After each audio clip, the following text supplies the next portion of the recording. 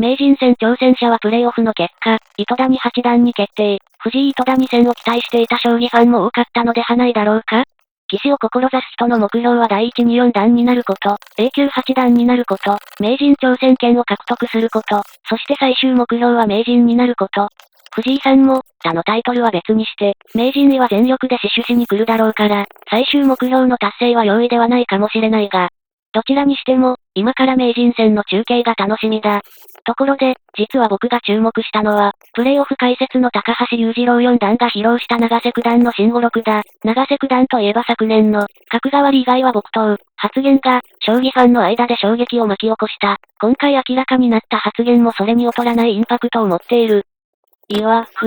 おやつはコマドク。